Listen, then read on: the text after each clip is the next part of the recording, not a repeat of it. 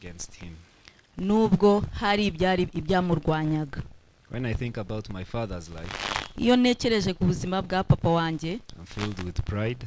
nuzura umunezero, I'm also reminded ariko nanone nkibutswa that life is fragile, ko ubuzima ari ikintu cyo kwigengesera, that injustice can never cease, ko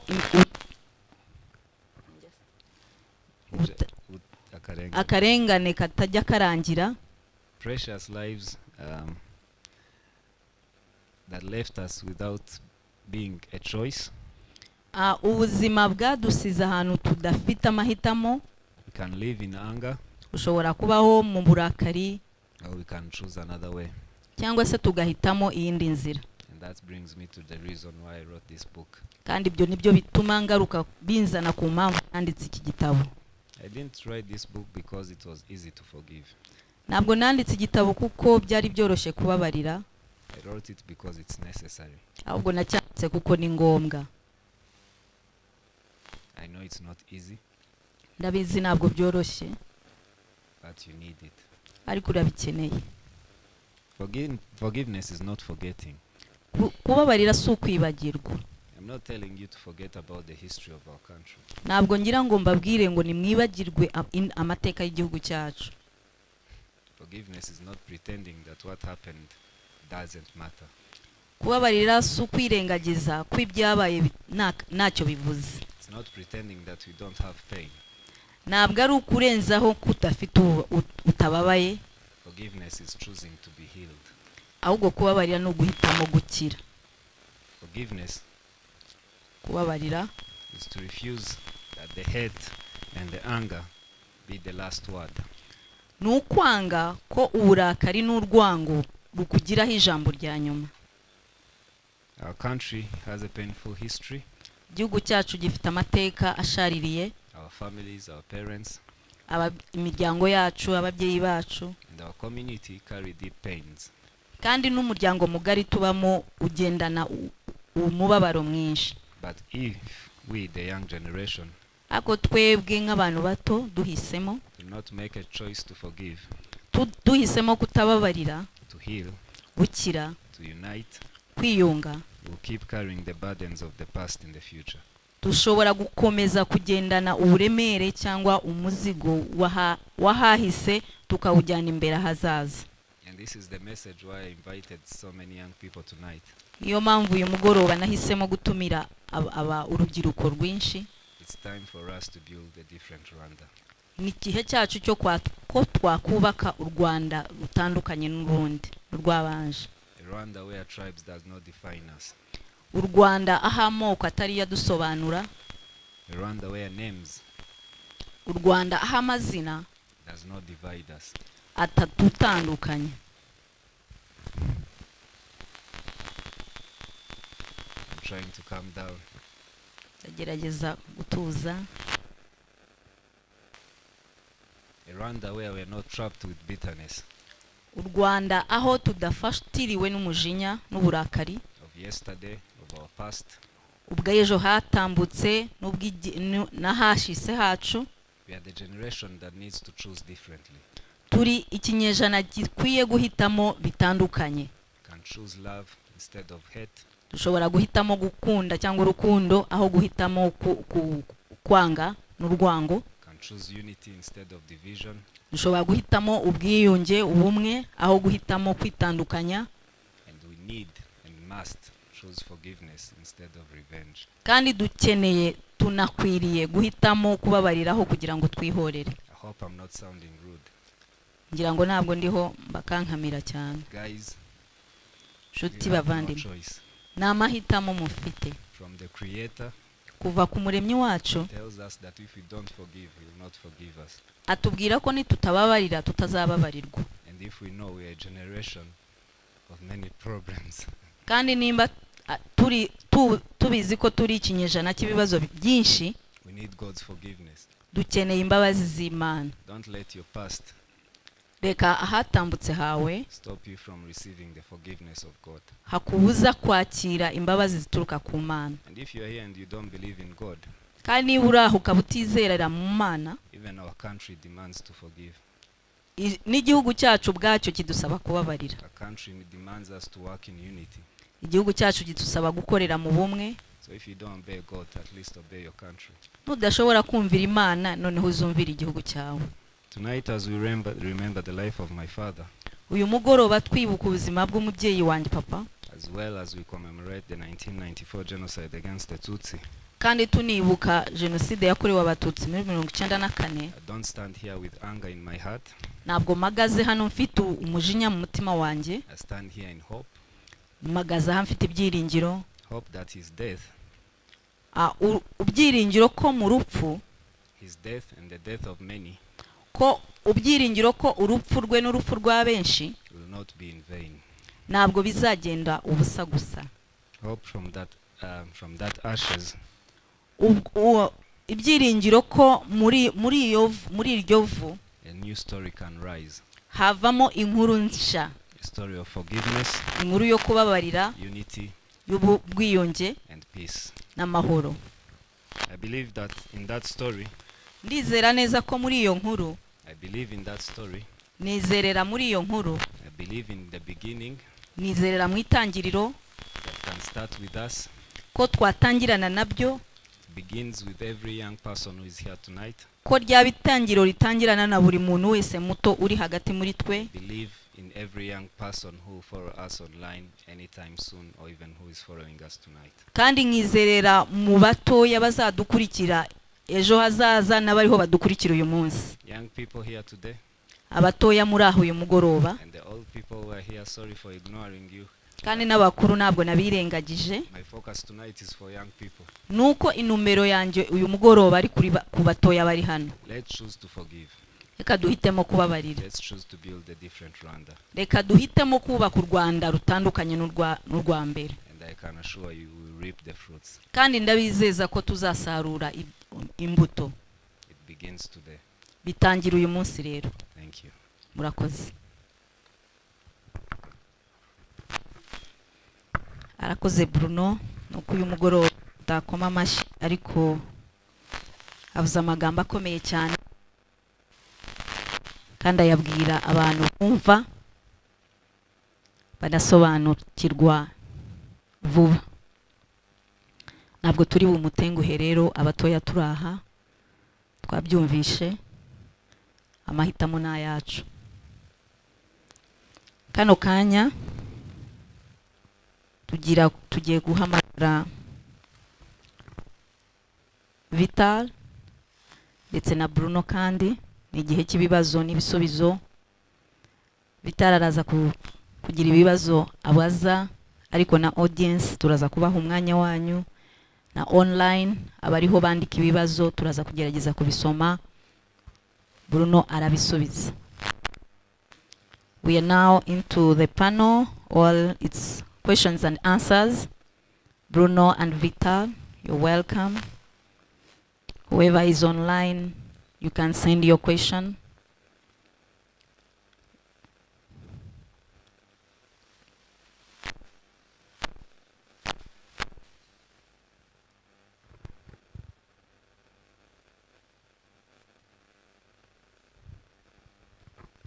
I'll ask Vital to keep it short because of the night, and if you have a question, please make sure it's near so that we can release people time as promised. Arakoze cyane Bruno. Munyemerere ntangire nkomeza abanyarwanda bose, ariko cyane cyane umuryango wa Bruno, kuko uyu mugoroba twibuka by'umwihariko nyirarume wa Bruno, Alex, na papa wa Bruno. Umwe yitabye Imana ku tariki 9 z'ukwa kane, undi uyu munsi tariki 10 z'ukwa kane. Navuganye na Bruno ko nza kubanza kubaha inshamake ngufi y'igitabo, hanyuma nkamubaza ibibazo bitatu gusa. Nyuma y'ibibazo bitatu, ubwo ibyo muza kuba mwohereje kuri link twabahaye nabyo nkabimubaza. So inshamake y'igitabo n'ubundi bari basanzwe babisomyemo, hari ibyo basomye byavuye mu gitabo, ariko igitabo cya Bruno kigizwe n'ibice 9. Igice cya mbere cyitwa The Journey Begins, urugendo ruratangiye, aho avuga ku nkuru y'uko uwishe se Mr Gahutu bahuriye mu rukiko rwa Gacaca, akavuga uko yishe se wa Bruno yigamba yishongora. Hanyuma uwo munsi akaba ari nawo Bruno atangira gutekereza ku mateka cyane y'igihugu cyacu, anavuga ko ariho wavuga ko urugendo rwe rwo kubabarira ariho rwatangiriye, kuko niho yakomerekeye cyane kurusha indi minsi. Igice cya kabiri cyitwa My Genesis, Bruno avuga amateka y'u Rwanda, harimo biriya bihamya by'amateka Lick yadusomeye by'uburyo ubwoko bw'abanyarwanda cyangwa ibyo byaje kwitwa ethnicity byaje nuko byari bimeze, ariko nibata cyane ku byo batavuze uyu munsi. Avugamo n'inkuru y'urukundo rwa sekuru na nyirakuru, nkuko sekuru wa Bruno yabimubwiraga. Avuga ku rwari urukundo at first sight, n'uburyo nyirakuru yari mwiza cyane. Uyu munsi nahoze nganira n'umuntu wo mu muryango wawe mwegeranye cyane, asa nk'ubigarutseho, ariko na mama wawe yabivuze nk'uko bivuga mu gitabo. So ni inkuru muzasanga mu gitabo ivuga urukundo rwa sekuru wa Bruno na nyirakuru, muzasanga iryoshye cyane. N'izindi nkuru nyinshi zirimo. Igice cya gatatu cyitwa Love and Loss, ari nacyo Miss Divine yasomyemo uyu munsi, avuga kuri iriya minsi 3 ikomeye cyane kuri Bruno, ariko akanavugamo n'urukundo rwa Bruno na mama we, Bruno akomojeho mu kanya, n'uburyo kuriya kuntu mubona Bruno acokozanya cyane agamije gusetsa ari byo akura kuri papa we. Igice cya kane cyitwa Some of Us Survived, uburyo bamwe muri twe barokotse, aho Bruno avuga inkuru y'ukuntu we n'abashiki be na mama we barokotse. Muzasangamo n'inkuru y'ukuntu Bruno bari muri ambasade y'Abashinwa,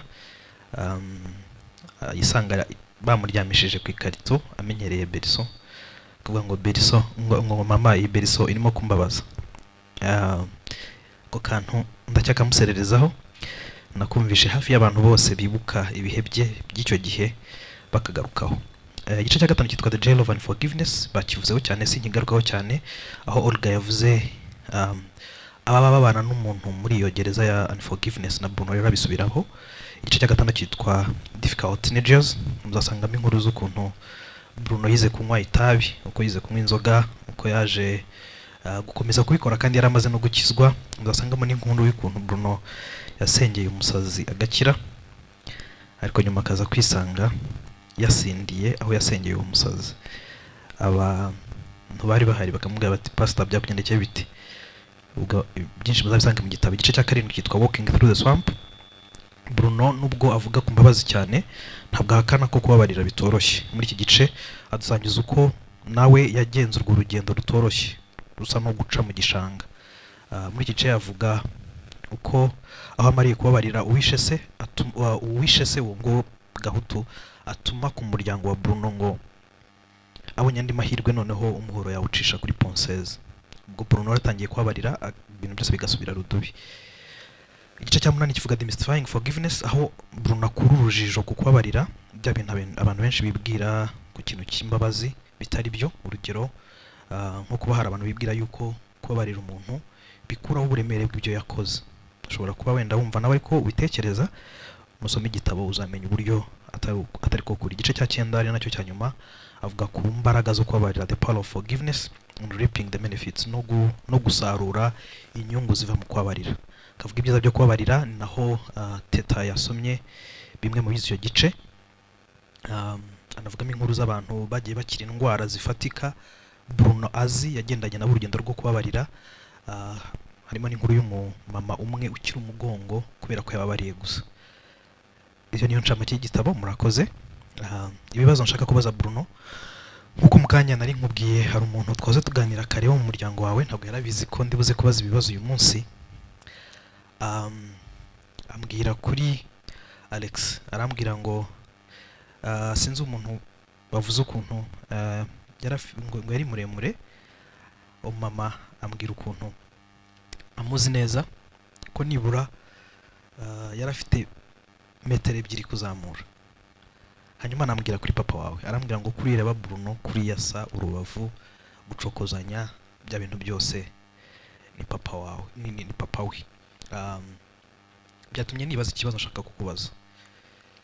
Wanditse igitabo, turagushimira cyane, igitabo cyiza wanditse rwose, abagisomye ndabizi ko abenshi bagiye batubwira uburyo igitabo cyiza, ariko umuntu agakomeza akibaza hejuru y'uwo mubabaro ungana gutyo, hejuru y'ibyo bintu bitoroshye, hejuru yo gupfusha Alexis, n'ibyiza wamuvuze uyu munsi, hejuru yo gupfusha papa wawe n'ibyiza twamuvuze uyu munsi, kuki mu butumwa bwose wakabaye utanga kandi burahari n'ubundi ugaruka ku mbabazi? Urakoze.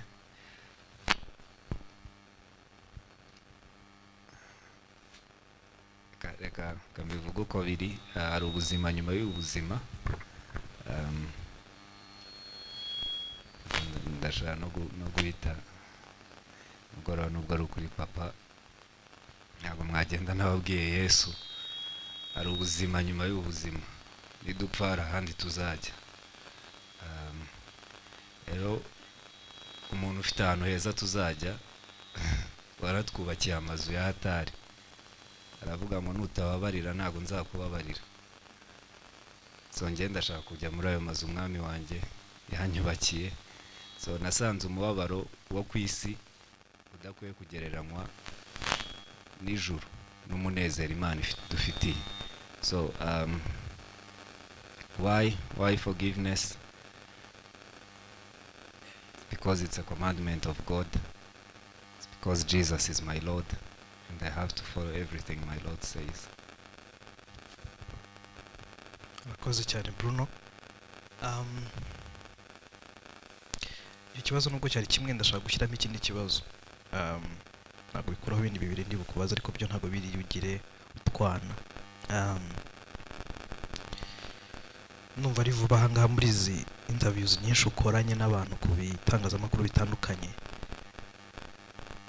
hari umuntu wakubajije ati ntabwo wumva bisa nkaho ugambanira bagenzi bawe bacitse ku icumu, ukomeza kubabwira kubabarira, ukomeza kuvuga iby'imbabazi, binasa nkaho wirengagije umubabaro barimo n'uburemere bwawo.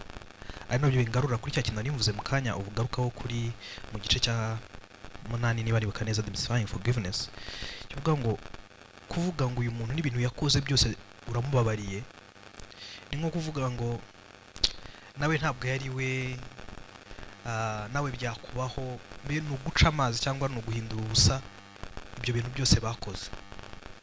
Kuki wikomeza kuvuga ikintu cyo kubabarira hejuru? Wabivuze ko ari itegeko ry'Imana n'iki, ariko se ku muntu nyirizina waciye muri uwo mubabaro, mbere ubu kweri Imana izafate uwo muntu wakoze amahano ari we ujya mu ijuru, wababaye gutyo ari we ihora ko atababariye? Ibyo bintu niko ubyizera?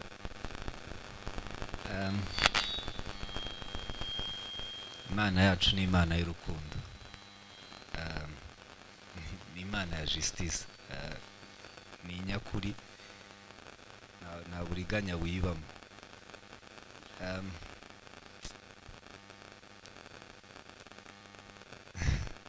Hano hari umutonto wanjye,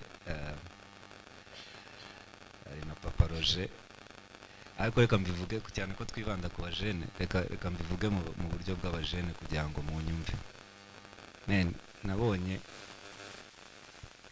Nabonye agahinda nateye mama, ndi kwitwa ngo nigize umurakare ngo nanze kubabarira, nkajya mu kigare cy'abantu dusangira amateka tukabivuga tunywa itabi, nataha nareba agahinda muteye, icyo gihe nibwo namubetrayinga, icyo gihe nibwo nari ndi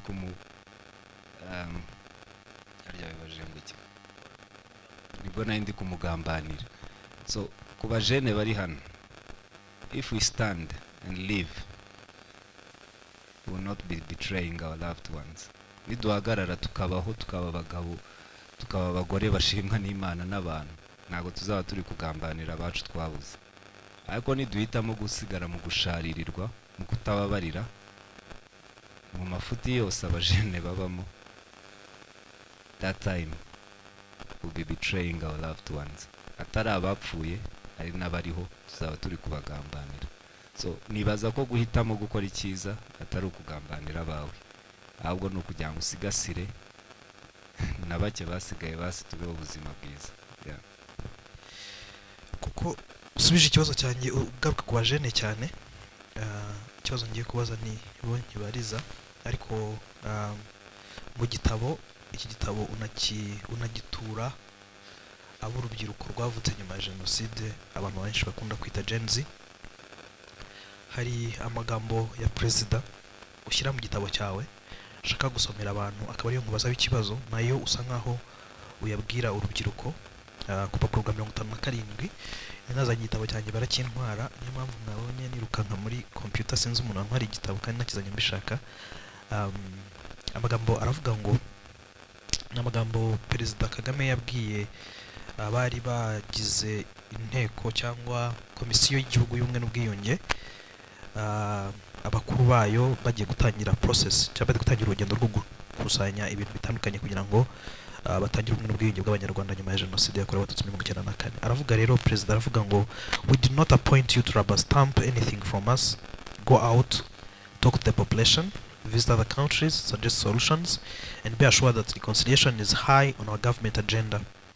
This nation will not go far in its development without reconciliation, and we are ready to pay any price to see it happen. Kinyarwanda ngo kuvuga ngo ntabwo twatoranije ngo mugende mufate ibintu bimwe byacu turimo kuvuga mu bikorwa nguko mugamije kudushimisha gusa, turashaka ngo mugende muganire n'abaturage, musure ibindi bihugu, mushake ibisubizo, kandi mwizere ko ubwiyunge ari ikintu kimwe mu byibanze byihutirwa kiri muri gahunda yacu ya leta y'ubumwe.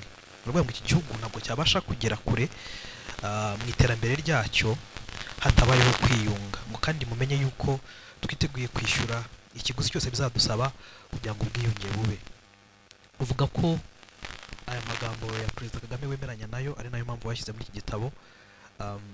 Ayavuga nagira ngo udufashe utubwire impamvu wemeranya nayo n'impamvu wumva ari ingenzi ku buryo uyashyira mu gitabo cyawe kandi winakuye mu gitabo cy'abandi.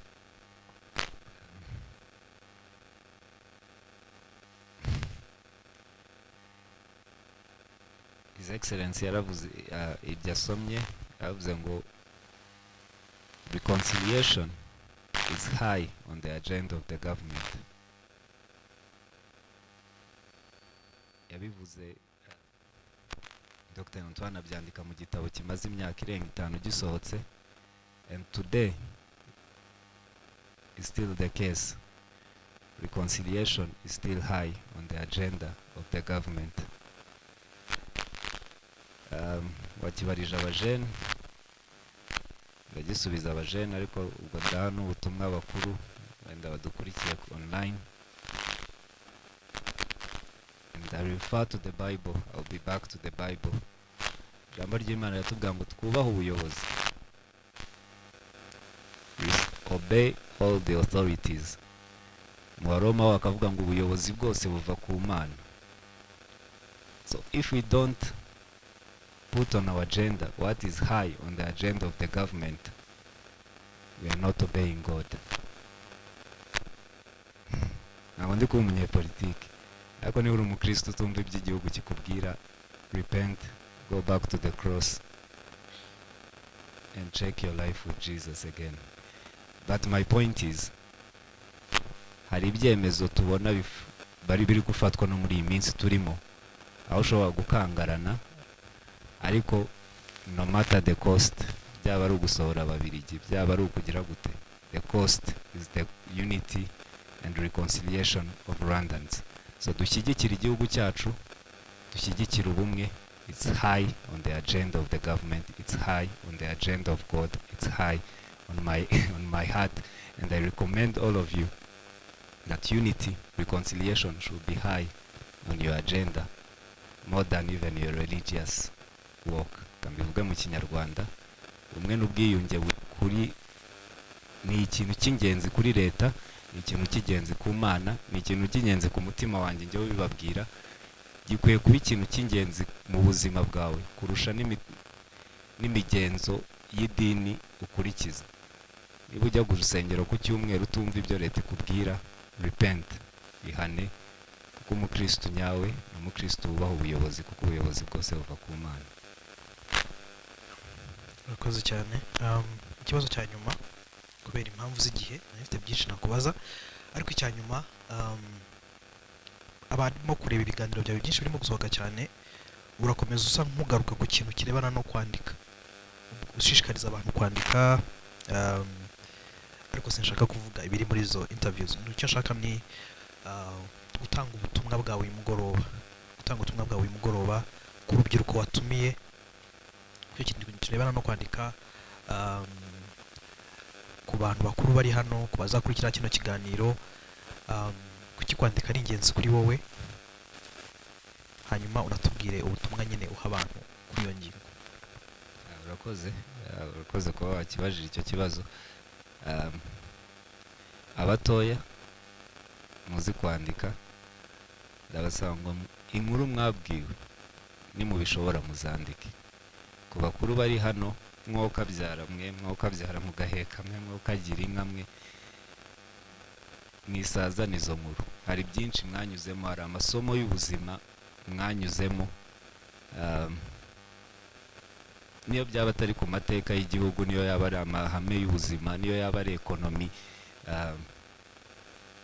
Ndabizi hano hari abantu bakuru barimo hano bashobora kuba baraguze nk'ikibanza 3,000 uyu munsi bakaba bari kukigurisha 1,100,000. Iryo ni isomo twabigiraho. Hari uwamenye guceceka, umugabo afite ikibazo, uko guceceka kukaba kumwubakiye imyaka 50. Tukaba turi hano tukirwana n'uburyo urugo rwiza rukwiye kumera. Mu byandike mwoka byaramwe tubigireho, kuko impamvu yo kwandika inyandiko ntabwo isaza. Nkunda kuvuga ngo video zafashwe mu myaka muri 2010 uyu munsi ntabwo tushobora kuzireba. Nakundaga indirimbo yitwaga Dairema ya Neri na Kelly, nabonaga ari video yafashwe n'abamarayika ya hatari, ariko uyu munsi sinayireba kubera iki? Video yataye agaciro, ntabwo gifite ishusho ijyanye n'iki gihe. Ariko igitabo cya Alex Kagame cyo muri 80 uyu munsi ndagifata nkagitoma kuko kira uburyohe n'indangagaciro zacyo. So kwandika bituma ibintu bidapfa, bituma udatakaza uburyohe bw'inkuru, ukayandika ukiyibuka. Rero abantu bakuru mutubabarire, basi udakunda kwandika azadusange. Dufite publishing house yitwa Vital Readings. Please come and tell us your stories. We will record you and we will just write it for you. Ariko mwijyana izo nkuru. Urakoze cyane Bruno gusubiza ibibazo byanjye. Reka tujye ku bibazo by'abatubajije hano. Ikibazo cya mbere babajije ngo wabarira ute cyane cyane iyo umuntu adashaka imbabazi. Ngisubize mu ijambo rimwe, kubabarira ntabwo bigendera ku mwifato wakubabaje. Kubabarira niwe bifitiye umumaro kurusha uwaguhemukiye. Forgiveness does not depend on the other person's response. Forgiveness is beneficial to you more than the offender. Niko nagisubiza mu magambo make. Okay. Ikibazo cya kabiri uwacyanditse yakise ngo kubabarira wakwiciye. Arandika aravuga ngo kubabarira abakoze jenoside numvaga ari politike ya His Excellence Paul Kagame, ariko siko ko birashoboka kubabarira nk'uko bivugwa mu gitabo, utibagiwe ibyabaye kandi atari ukugamije kurenzaho ngo ubashe kubana n'uwakwiciye abawe. Wabwirwa n'iki ko uwo mwicanyi wamubabariye koko? So kubabarira ntabwo ari politike gusa, kubabarira ni ijambo ry'Imana. Birashoboka ko wababarira uwakwiciye. Wabibwirwa n'iki? Wabibwirwa n'igihe cyose umutekereje niwumve hakiri ingingimira. Iki ni ikibazo nkunda kubazwa, ngo ni ryari umenya ko wababariye. Igihe cyose uhura n'uwo muntu kumva ntabwo agatima gateye, uba waramubabariye. Niba ukimubona agatima kagatera, musengera. Biravuga ngo musengera abanzi banyu. Uko umusengera niko ugenda ukira, niko utangira kumukunda. Uyu munsi gaho tunamusengera ngo Imana imusange imuha agakiza, kuko nicyo kintu cyiza nifuriza umuntu uwo ari we wese. So kubabarira ni urugendo. Ngiye kubaha inkuru nibutse ko turi online, ariko reka nyibahe n'ubundi ni inkuru y'urugendo rwo gukira. Few years ago, His Excellency yatanze imbabazi ku bantu bafite imyaka 70 kuzamura. Nyumva iryo tangazo, hari umusaza w'inshuti yanjye wajyaga ngurira amandazi cyane nyiri umwana ufunze, ariko nyumva iryo tangazo ntago ari we wayisunza mu mutwe, ahubwo rese nekereza kuri Gahutu wishe papa, ndavuga nti aho muherukira kumubona iyo myaka arayujuje tu.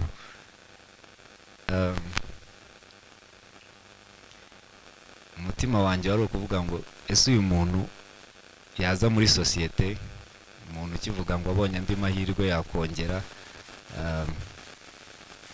so umutima warateye, atari uko namubabariye, ariko nyine umutima utera, nanjye nasubiye ku Mana ndavuga se uyu muntu ko umutima wateye bimeze bite. Nibutswa ko kubabarira ari urugendo, ndongera mpitamo kumubabarira.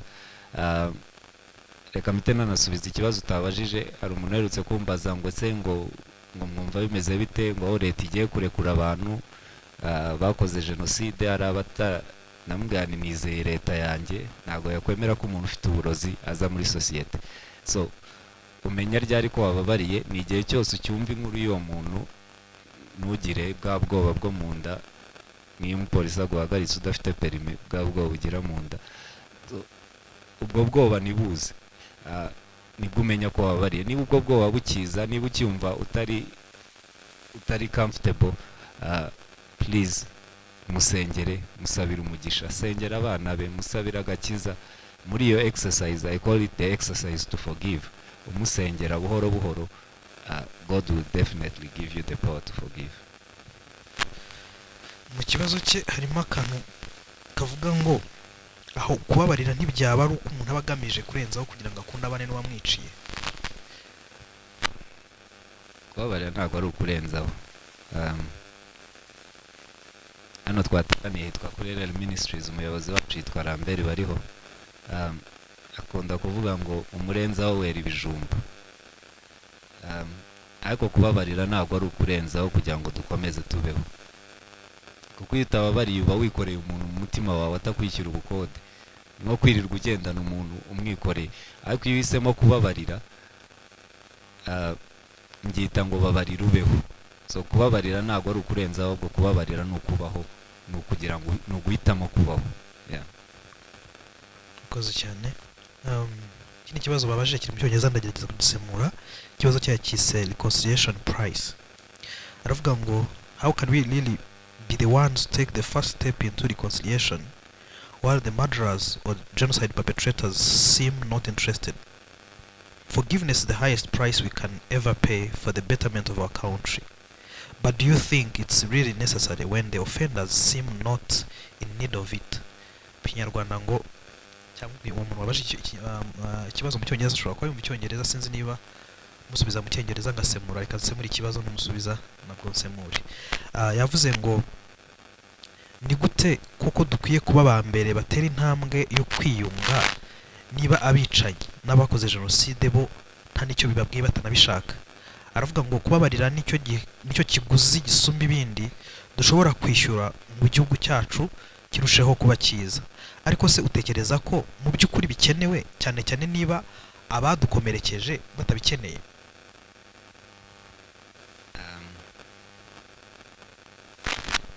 Starting to be political,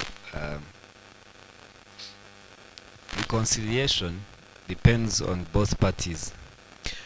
Kwiyunga byo bisaba ko abantu babiri wakomerekeje n'uwakomerekejwe babigiramo uruhare. So forgiveness is not reconciliation. Kubabarira rero siko kwiyunga.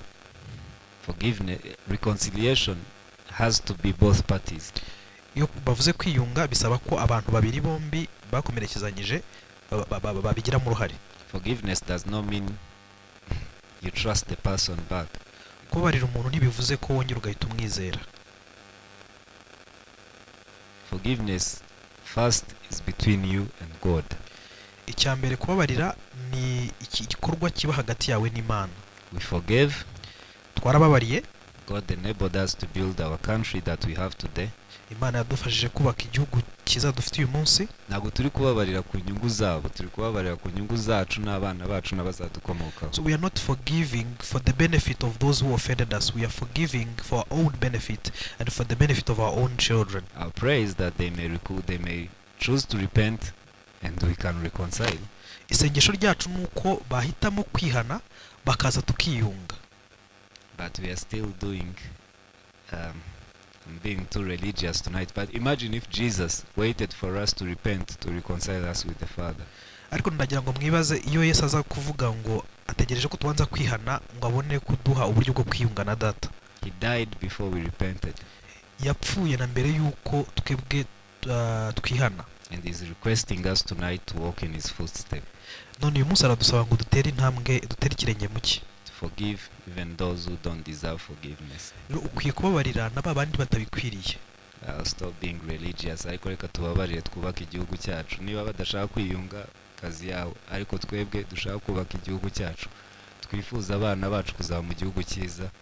Let's forgive. Let's move on. Let's live. Okay, sorry. Okay. Ikindi kibazo ni yakize forgiveness, arabaza ngo does forgiveness automatically mean reconciliation? Nibaza kugura gisubize. Don't we still need to be aware of the people that offended us? I am here in the audience. I can give more details on my question. Please do. Umuntu wabajije ikibazo amuha mwanya kibaze neza. Ni hano.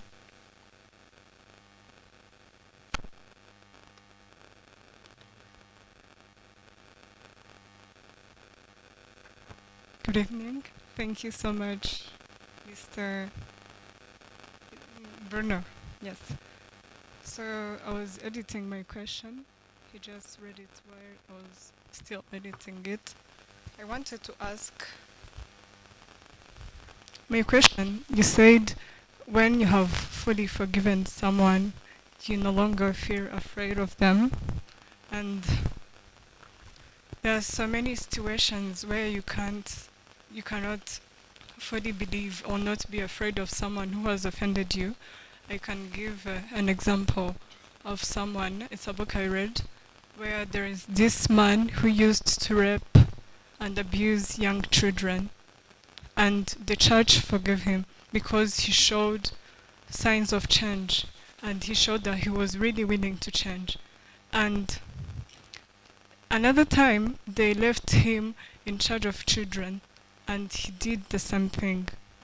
And do you think you can forgive that person and still be able to not be afraid of him if he continuously repeats what he has done? Thank you. Your name, please? Ishami Miracle. Okay. You see why, before I answer, you see why my focus was on young people tonight? Is that I know that even them, they struggle with forgiveness. So na impamvu nahise mugoroba ko nita cyane ku rubyiruko nuko nzi ko nabo bagorwa no kubabarira.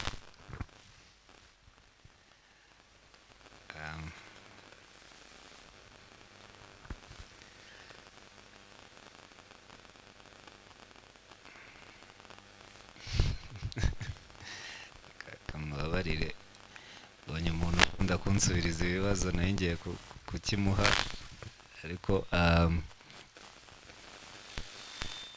I think the problem impamvu nayo ngiye kukimuha nuko nshaka ku addressing a church. The problem was not the person who forgave. Sinibaza ko ikibazo muri icyo kintu tubwiye, ntabwo nibaza ko wari ufite ikibazo ari uko itorero rya ari uwababariye. I think it's the people who forgave him as a church but didn't follow the justice. Ahubwo ikibazo ni abantu bamababariye nk'itorero barangiza ntibakomeze ngo batange ubutabera, bashaka ubutabera ku cyaha yakoze. Because forgiveness does not remove justice. Kuko ntabwo kubabarira bikuraho ubutabera. I'll explain myself. Ndisobanura. And I'll use the example she used of someone who raped a girl. Kandi ndakoresha urugero yakoresheje rw'umuntu wafashe umwana ku ngufu. Because you forgave that person who raped. kuko wababariye uwo muntu wafashe umuntu ku ngufu does not remove the accountability and the justice. ntago bikuraho ko agomba kubazwa ibyo yakoze kandi ntago bikuraho ubutabera. Because one, you're not being a good citizen. Kuko icyambere ntabwo ubaye umuturage mwiza. You're putting other children in danger. Kuko abandi bana ubashyize mu kaga. So to sum it up, because of time, forgiveness does not remove justice.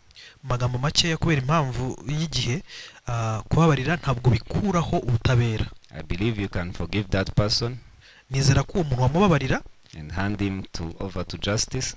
Kandi warangiza ukamutwara mu butabera. So that they can do their work too. Kugira ngo nabo bakore akazi kabo. And I believe that's why we have prisons where people can mu Kinyarwanda babyita igororero, akagororwa akabona kugaruka muri societe ariko yaragorowe, ariko wishyira societe yose mu kaga in the name of forgiveness. That's why justice system calls prison and jail correctional services, because they want to correct these people. So you could forgive this person and let him go and be corrected and then come back when they are better. Murakoze cyane kudutega amatwi. Cyari ikibazo cya nyuma, sinzi niba hari ikindi boherereje Bruno, ariko niba atari ikibazo tubaye dusubije ibyo ngibyo. Ibindi muza kutwoherereza kuri ya link Bruno azabisubiza. Dushobora kuzakora video tukabisubiza cyangwa akaba yanabisubiza mu nyandiko nkuko namwe mwabyanditse. Murakoze cyane. Thank you so much. Barakoze cyane Bruno na Vital kubisubizo byiza batanze. N'ibindi nkuko babivuze bikiza mushobora kubyohereza, bizagenda bigira umwanya wo kusubizwa. Twakiriye Lambert, ko mwabyumvishe turi kuri LL Ministries hano turi, akaba yaradahari mu kanya, yari yagiye nawe kugira undi murimo w'Imana akorera ahandi, ari kumwe natwe. Turakwakiriye Lambert. Tugiye mu mwanya mwiza wundi wenda ugana ku musozo. As we approaching our end, there are two things to say before we close. One is that the books are here available for sale. If any one of you want to buy a book, our sisters are there. You can get the book and Bruno is here to sign for you. The second one is a call we are making. There's a flip chart. We want your messages on that. What you have learned on this evening, or a message you want to give. Icyambere nuko ibitabo birahari, uri wifuza kugura ibitabo birahari, hari ababifite hariya. Bruno arahari kugira ngo agusinyire ku gitabo. Icya kabiri ni ubutumwa, hari ahantu twateganyije hari bujye ubutumwa bwacu bwanyu. Ikintu waba wize muri uyu mugoroba cyangwa ikintu wize cyangwa se ubutumwa nawe washira kuri riya, wakwandika hari ahantu. Ufata umwanya ntugende utabikoze, ni byiza cyane. Bizatunezeza cyangwa biratunezeza kubona hari ubutumwa bw'abatoya muri aha n'abakuru mushobora gushira hariya kuri flip chart. Nibyo mumaro. Turabinginze ko mwaduhaye umwanya wanyu n'uwo nguwo usigaye mutoya muduhe, hanyuma wandika baragufata ifoto. Imana iguhe umugisha. Yango nibyo bibiri by'ingenzi, nuko ibitabo bihari, hanyuma kandi tukifuza nuko mudusigira ubutumwa icyo wumva kiri ku mutima wawe wize cyangwa se ubutumwa watanga. Turakwinginze n'ubutahane ubusige hariya. Hanyuma rero kano kanya tugiye kwakira mama Bruno agiye kudusengera. Kudusengera n'irindi jambo yakumva yavuga, ariko adusengere dusoza umugoroba wacu. Hasigaye duhure tuganire, ubwire ijambo Bruno wumva ari kuri ku mutima, ari kurushirana hariya byaba byiza. Mama turakwakiriye.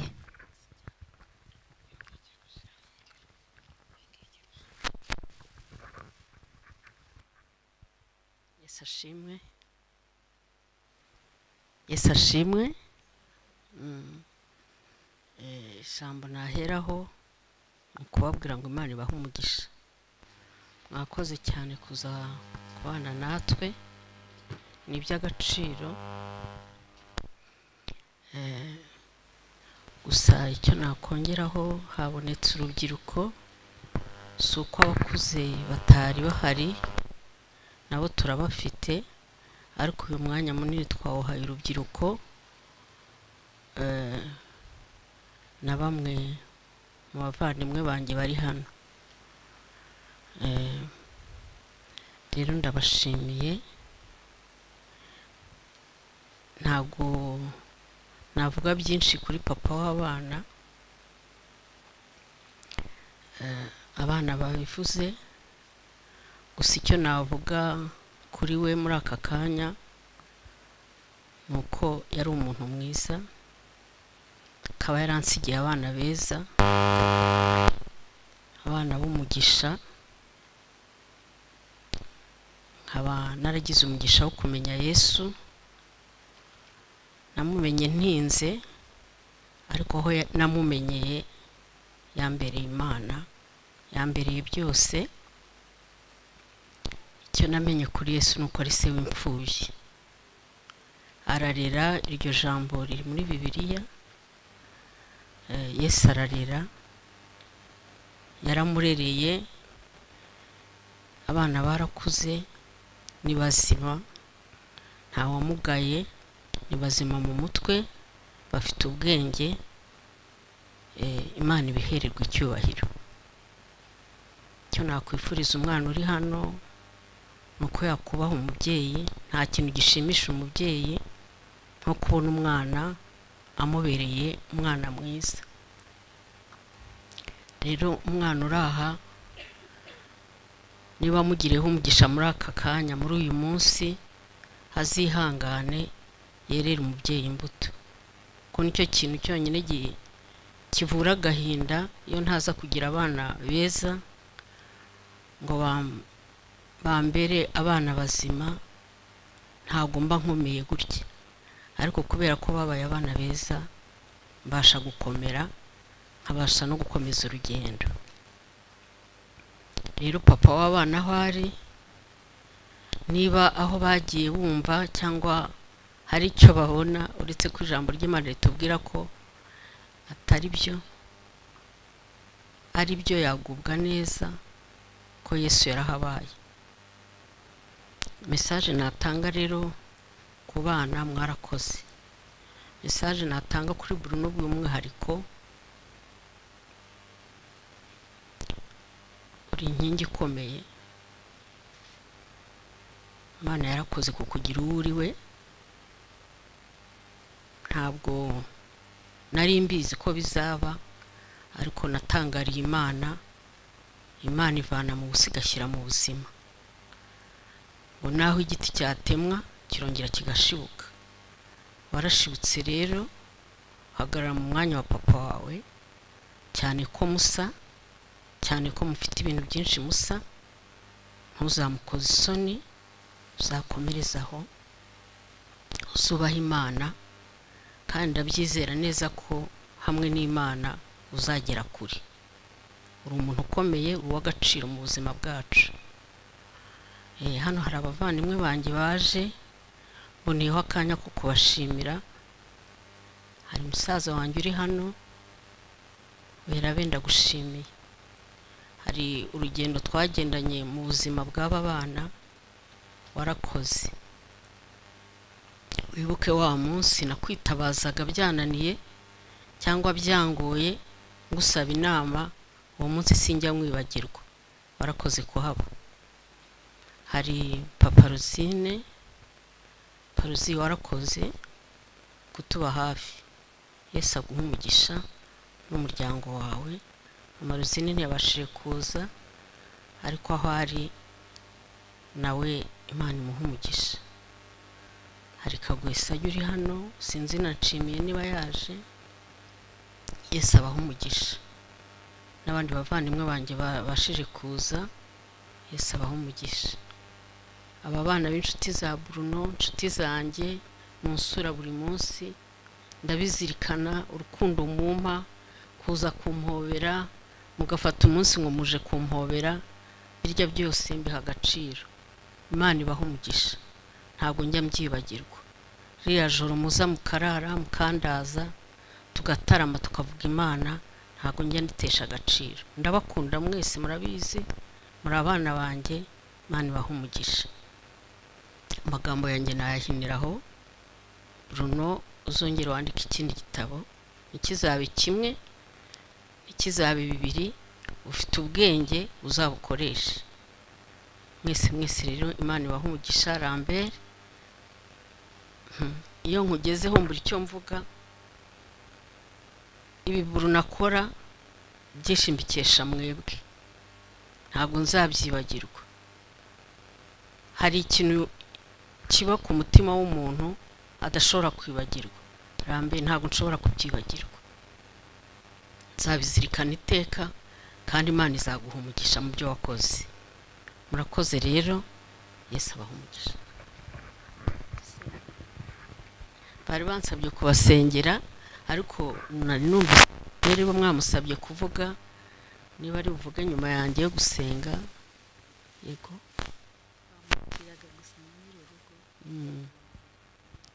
yego, kadusenge. Lambert ngo aradusezerera, kaduce bugufi duhe Imana icyubahiro. Mwami Imana, Data wa twese uri mu ijuru, ndagushimiye. Ntabwo nabona amagambo bivugamo ngushimira Uwiteka Nyiringabo. Uri Imana yo kwizerwa, uri Imana yo kwiringirwa. Ndakuvuga nk'uwakubonye, ntabwo nakumvanye abandi, narakwiboneye. Mana, uri Imana, uri rugira, uri byose kuri twebwe. Uyu mugoroba wo kwibuka umubona ashatse, wo kwibuka abavandimwe banjye, wo kwibuka ko twasigaye tutagira abavandimwe, tutagira inshuti, zaradushizeho, ariko wowe nk'Imana warongeye uduha abana, uduha abavandimwe, uduha abasaza bacu, uduha inshuti. Mwami Uwiteka, warakoze. Warakoze kubana natwe muri uru rugendo rukomeye, warakoze kubana natwe, ntiwatuma dukorwa n'isoni. Mwami, watubereye Imana, watubereye umugabo w'apfakazi, waratugaburiye, waratwambitse. Yewe Mana, warakoze, warakoze, waraturereye, waraturinze. Izina ryawe nirishimwe. Uyu munsi rero wabanye natwe, watangiranye natwe muri iki kiganiro. Mwami, none usozanyije natwe, turagushimiye. Wabanye na Bruno yandika kino gitabo, yagitangiye bikomeye, ariko Mana twabonye akaboko kawe. Izina ryawe nishimwe. Wabanye n'abana banjye, urabarinda aho bari hose, abari mu mahanga urabarinda, abari hano urabarinda.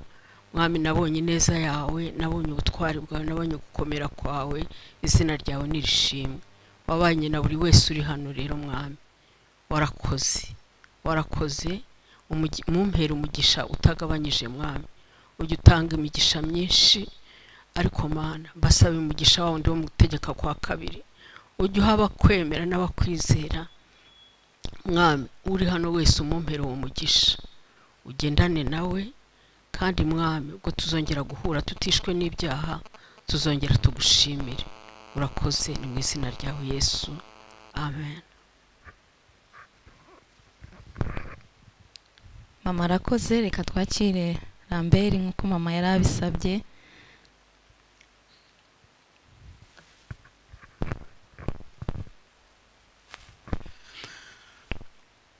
Mwiriwe,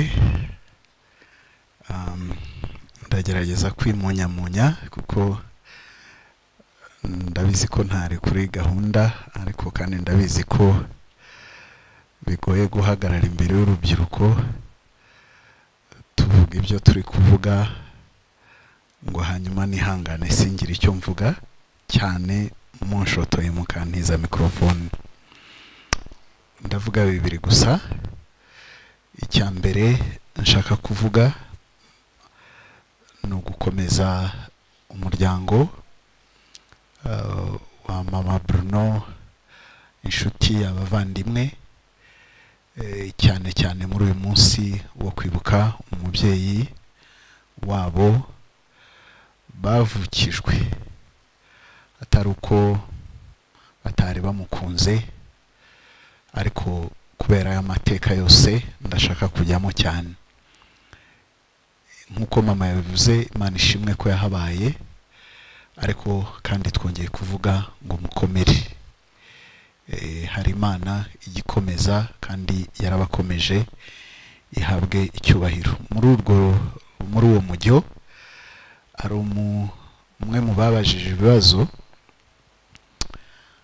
arabaza ati ariko ubundi tuzababarira, harya ubundi ubwo ntabwo tuzaba twikira igita tugaseka, ntabwo bizaba bisa nkaho twitelefona. Ariko ndagira ngo utahane n'iki ngiki.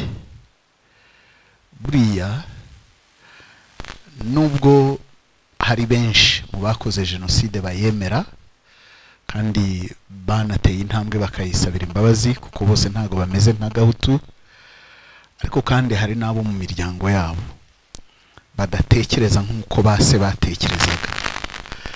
Nubura rero wa wundi wakoze jenoside, uzamenye ko hariho n'abandi washobora gufatana urunana nabo kandi mugashobora kubaka igihugu. Ngiye kwishyira muri abo, nsanga benshi muri mwe muri hano banyeho nyine ababyeyi baruta. Hari igihe bajya bavuga ngo bayi byansize, nanjye ntabwo nkiri urubyiruko, maze gusaza, musigaye mbona utuvi twaraje, ariko ndi umwe muri abo. Nunamubura uzamenye ko ndi umwe muri abo mwafatana urunana kandi mugashobora kubaka igihugu. Nari mbivuze rero kuri icyo cya mbere cyo gukomeza umuryango, ariko n'abandi bavandimwe bose. Hanyuma ku cya kabiri no gushimira Bruno ku ntambwe yateye. Nyine mama yanshimiraga, ariko yashima hari igihe bigusubiza inyuma. Nkibuka bwa mbere duhura na Bruno, nkibuka urugendo twagendanye, kumubona nyine yaradusize. Ubu ngubu usibye igitabo cya memoire nta gitabo ndasohora, nubwo wenda yabinsanzemo, ariko buriya nyine yaradusize, batusigaye tumwita Ofa, kandi tukabimwubahira.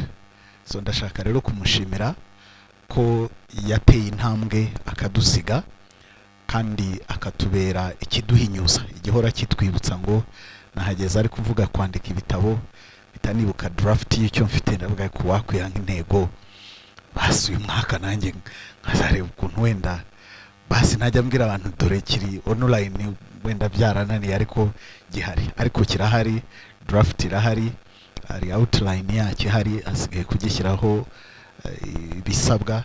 Ubwo rero niba ari vital readings zizamfasha, niba ari abandi simbizi, kuko ntago ndi umwanditsi, usibye memoire nanditse n'ibindi nandika. Ariko ndashaka kumushimira ko yadusize agatera iyo ntambwe. Hanyuma ngo ugendana icumu rya shebuja yongeraho n'agakeregeshwa ke. Aha hantu mwakuriye nyine hitwa LL Ministries. Ibyo dukora aha ngaha ni ugufasha abantu mu rugendo rwo gukira ibikomere, ariko no kubafasha guhinduka abigishwa nyakuri ba Yesu Kristo. Mu byavuzwe hari aho ugera ukumva urategwa, uzashake Bruno, ariko namubura uzaze na hano tuzagufasha, kuko nawe wenda nubwo tutagiye kuvuga ko byose yabikuye aha, byinshi yabikuye mu rugendo twagendanye. So nawe rero ntumve kuri wenyine, hari aho washobora gukirira hamwe n'aho wicaye, kandi Imana izakomeza kudufasha kugira ngo tube bazima, twubake u Rwanda rwiza, kandi u Rwanda rubereye Abanyarwanda, u Rwanda rutandukanye n'urwo jye navukiyemo ngakuriramo igice gitoye. Ibyo biranezeza kuba atari rwo Rwanda mwebwe muzaragwa. Bambwiye rero kubasoreza no kubasezerera, ntabwo nzi ururimi nakoresha rundi rurenze kuvuga mwakoze. Imana ibahe umugisha. Ntabwo tuvuze ngo turabasezereye, ahubwo bya bindi byose batubwiye dukeneye gukora, haba kwandika hariya, haba kugura igitabo, ibyo byose tubikore, hanyuma dukomeza no gusabana. Imana ibahe umugisha. Murakoze Lambert, twongeye kubashimira kandi mwakoze gutegereza, twarengeje ku masaha ayavugagwa kuri programme, mwakoze kwihangana ariko nimugende mudakoze bya bindi. Imana ibahe umugisha kandi umugoroba mwiza, mukomeze kwihangana, mukomere, twibuke twiyubaka. Murakoze.